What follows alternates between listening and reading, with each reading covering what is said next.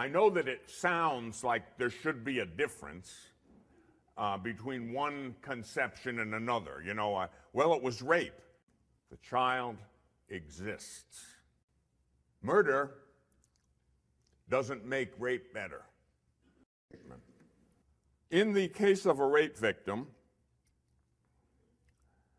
who requests the morning after pill, what should a Catholic emergency room nurse do? Tough question. Really tough question. Relevant question, good question.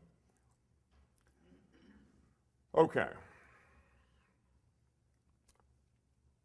I know that it sounds like there should be a difference between one conception and another. You know, well, it was rape, and the child was conceived, and, you know, it was not the woman's fault, and that she didn't want that child. The child exists. Murder doesn't make rape better. No, no, no. No. Under any circumstances.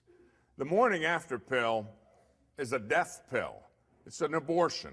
It's an abortifacient is what it is. So no, you can't do it. But what about the poor nurse in the ER? I would make it known to the management of the hospital that my religion forbids me from having anything to do with abortions, and that's basically an abortion, and I can't do that.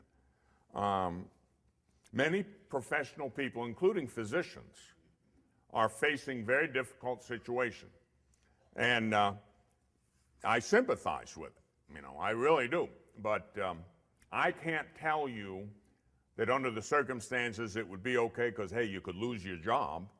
If that's the way it is, maybe you need to lose that job and go someplace else. And God forbid that we get to the point where Catholics can't even be doctors and nurses.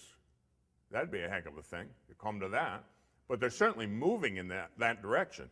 I was someplace a few weeks ago, and the pharmacist who was dealing with a question, they were going to make it a law that pharmacists had to dispense this so-called morning after pill in this state and other methods of artificial contraception.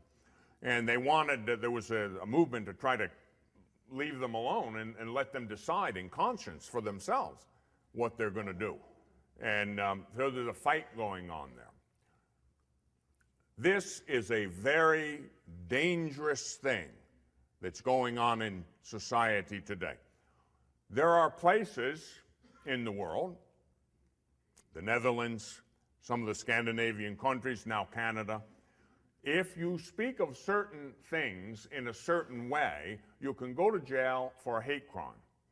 There are ministers in prison for preaching against abortion and homosexual activity in some of the Scandinavian countries and the Netherlands.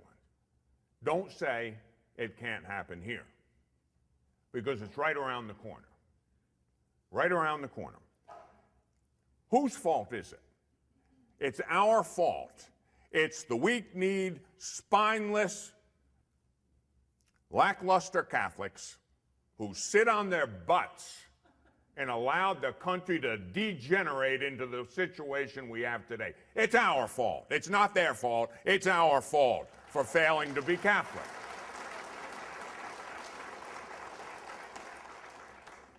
We better wake up while there's still time, or else we're going to find that we're living in a country almost unrecognizable from the one we started out in years ago.